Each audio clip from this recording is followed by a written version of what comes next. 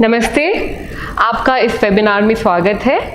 My name is Alpi and I am a coordinator of Product and Interior Design Department at Arch College of Design and Business.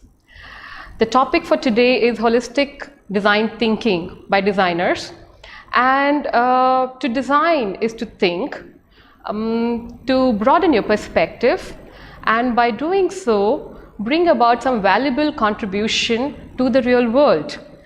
To explain this, I'm going to talk to you, I'll start with a small story, and the story is about an elephant and 6 blind men. This is a story you would have heard of as kids, you know, and there was a small village, and in that village there were these 6 blind men, and they had no clue or no exposure to any animal named elephant. Okay, so there was this person who brought this animal to their village, and everybody was really excited about this new animal who could see that, and these people, they were also asked to go and really perceive them. Now, to conceptualize an elephant, they had to really use their hands and understand it. So the first one went nearby, took a circle around the elephant and went close to his body, and he actually hit against the body of the elephant, and he had this whole image, you know, that it was almost the feeling of hitting against the wall. So to him, an elephant was a wall.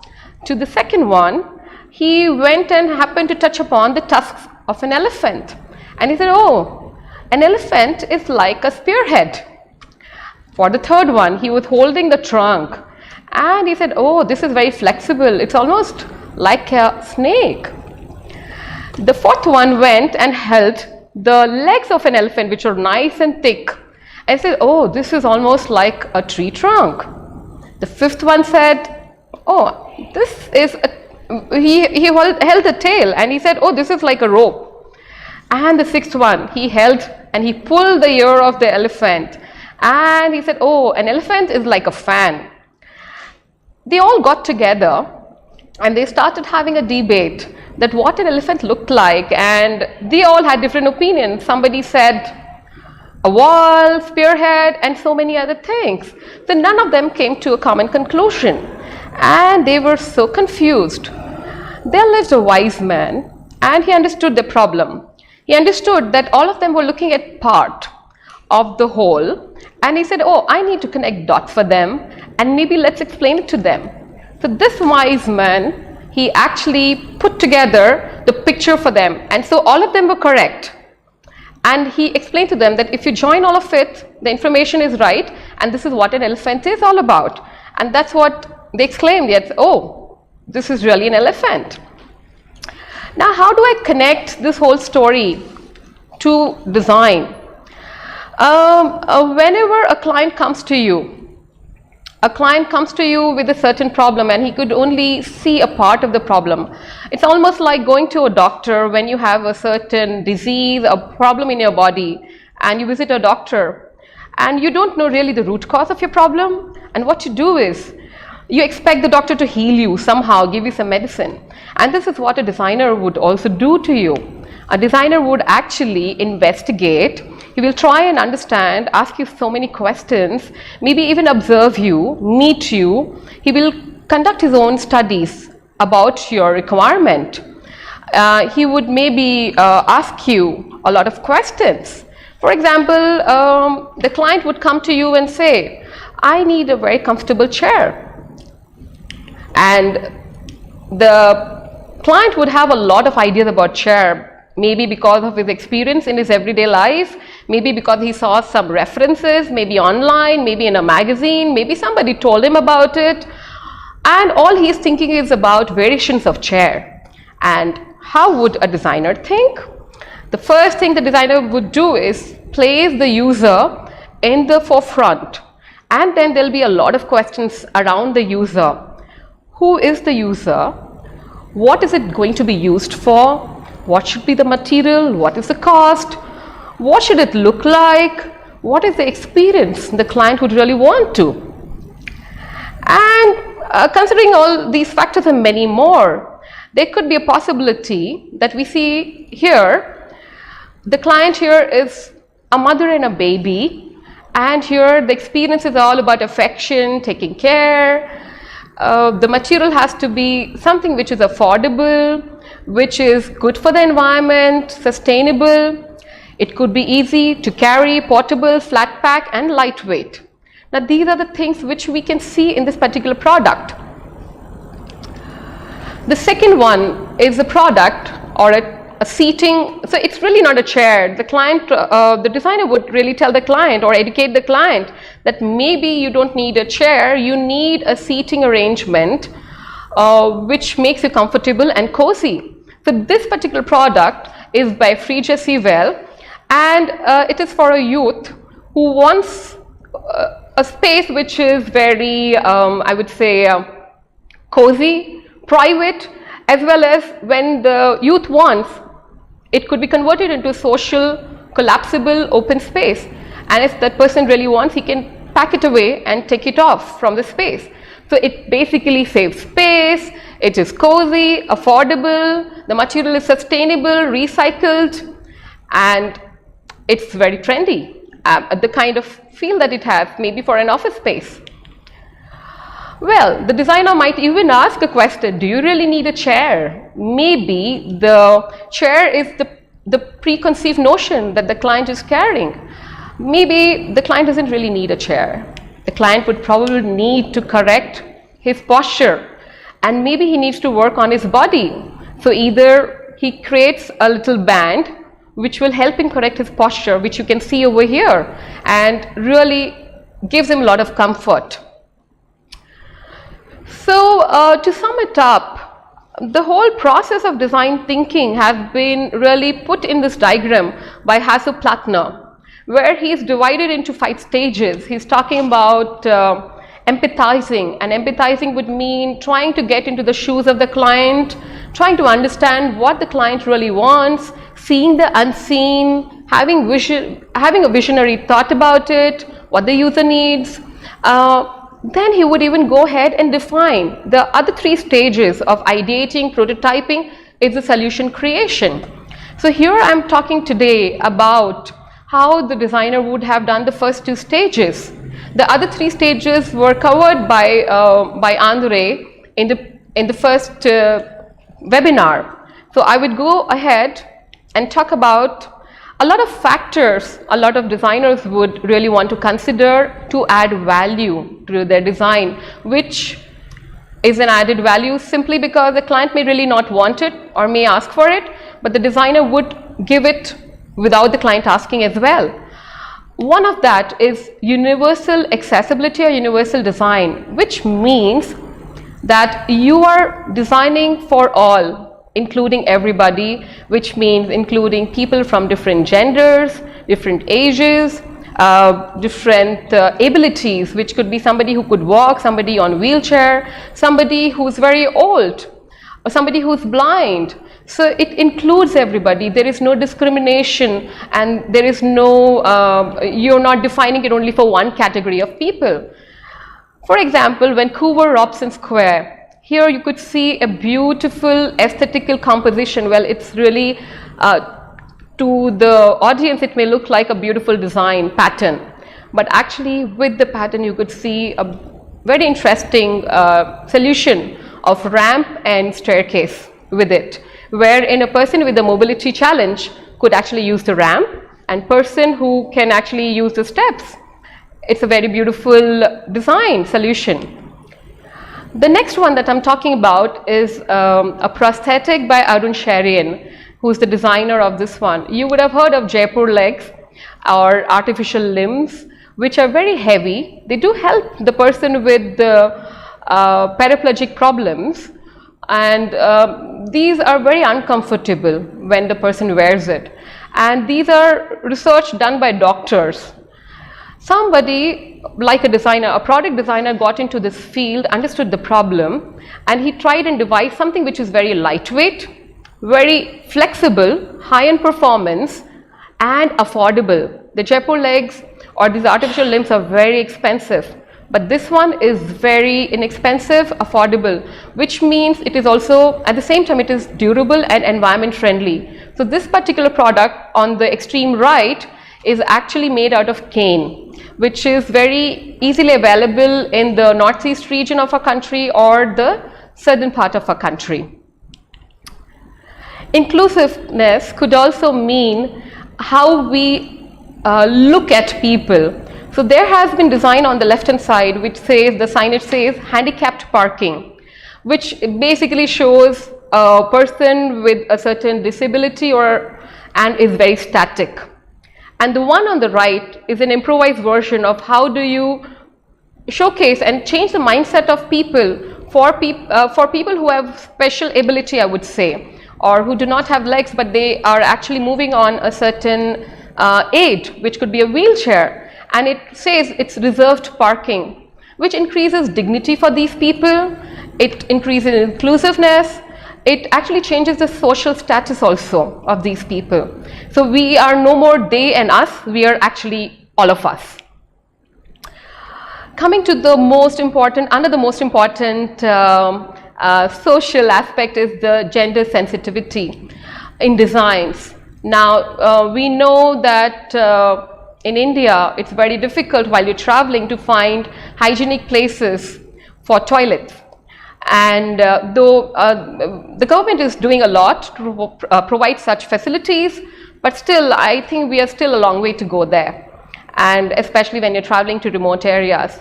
And somebody's designed this particular product that you see on the screen, P-Mate, where women can stand up and pee. It's a very beautiful product, hygienic, disposable, and it really thinks about the health and safety issues for the women, which are a big concern. The next one talks about, again, it's a very beautiful area that people have at least started talking about, opening up and removing the whole weight of identification. So there is no more identification issues that we are looking at, that you're dividing the human population into men and women, but rather we are talking about human beings, so that it could be men, it could be women, it could be anybody. So you are really trying to remove the mental cage in which we are trying to push ourselves and others around us. And I think this is a very beautiful social awareness image, which we could now start seeing in a lot of toilets around the world.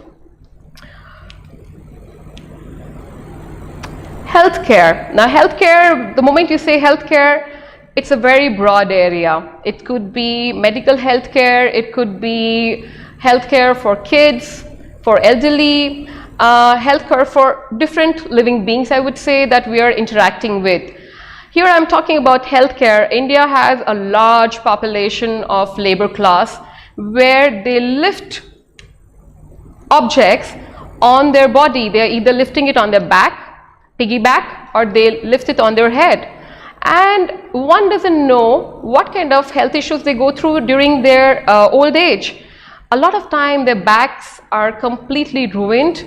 They have a lot of health issues with their head, and they have really, the body is completely bent by the time they are 60-year-old. They are older than what they actually are, you know. They start behaving, the body behaves that way. So there's this product over here designed by Vikram Dinubhai Panchal from NID, and he talks about this product which would cost something under 500 rupees. It allows you to carry the product on your back, it allows you to carry product on your head. You see an image of this woman carrying this product on the back or the head. Could be carried by any gender. It could also be trolleyed, you know, so you could see a wheel down there. So it's a very beautiful product again to carry heavy weights, which could be weight larger than 10 kilos or even up to 20 kilos. Culture and heritage, that is one area again which is my favorite. And coming from a culturally rich country like India, we have been already introduced to a lot of great designs. One of them being the lota. You have seen the lota in its various forms. You have seen it as a small kalash that you use during the puja, in form of a big ghada that you use to store your drinking water, which people carry in villages from the well or the pond to their homes. It's available in all the different sizes, different material, easy to clean. While you're walking, you can carry it on your head, you carry it on your hips, you can even hold it by palm. It could be used for food, it could be used for storing any sort of liquid, hot or cold. It is also supposed to be one of the auspicious vessel. So it is one of the most versatile vessel in India, and it's evolved through ages. There is no one particular designer. It's the society is the designer, the different generations are the designer. It's evolved with time. So there is no design which we can say is purely fresh or original. All the designs that we see around are actually evolution. And here, I mean, there are more things that, you know, we can actually go on talking about. There are many areas. These are just a glimpse of what I'm talking about in the factors and the values that you can add to design. And I would like to say at the end, you know, the role of a designer is almost like that of a doctor, as I said. And it is like the pioneer of the design of the cars, you know, Henry Ford, who designed the Ford cars. He says, if I had asked people what they wanted, they would have said faster horses. Had Henry believed the client's statement, I don't think so we would be riding the cars that we are doing today. So I would like to end my presentation over here, and you may please go ahead and ask questions.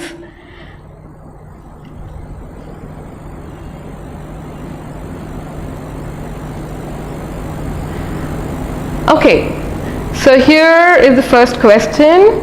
It's being typed. So do you think that we should give more value to cultural designs?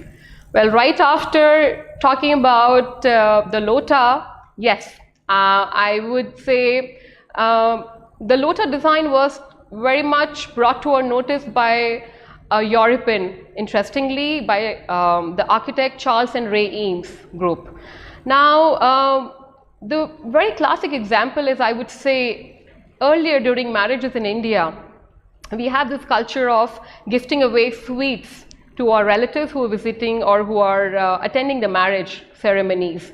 And they would give away sweets in baskets, which could be reused, and they were environment friendly, and they were actually good for our health as well. I mean, they never caused any sort of health hazard. But now we are all resorting to packaging which is made in plastic, which is actually cancerous and carcinogenic.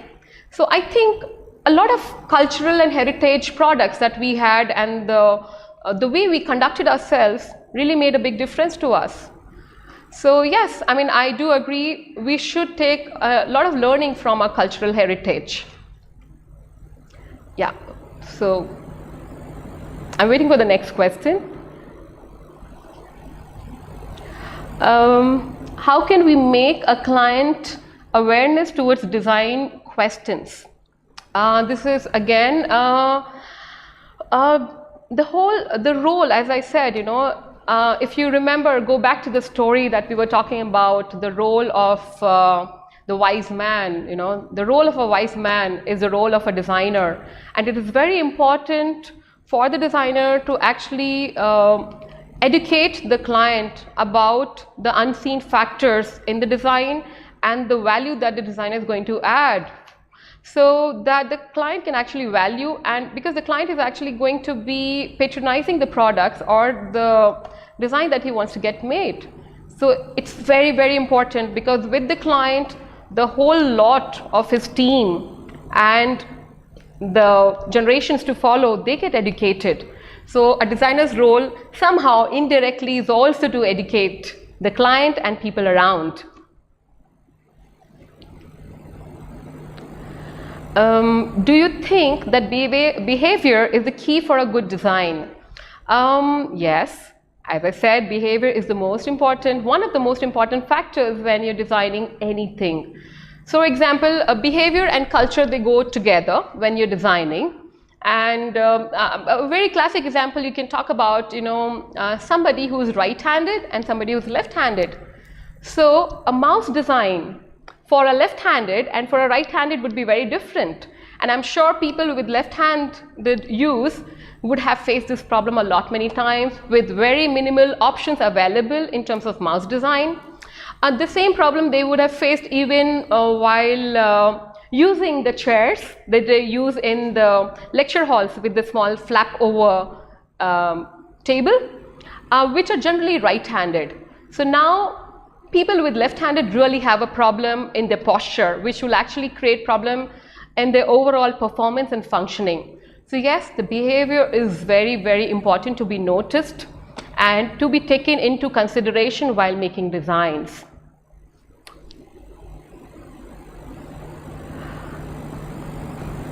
So I believe there are a few more questions I would expect eventually with time. I'm sure this is going to get you into thinking about the process of design and the role of a designer.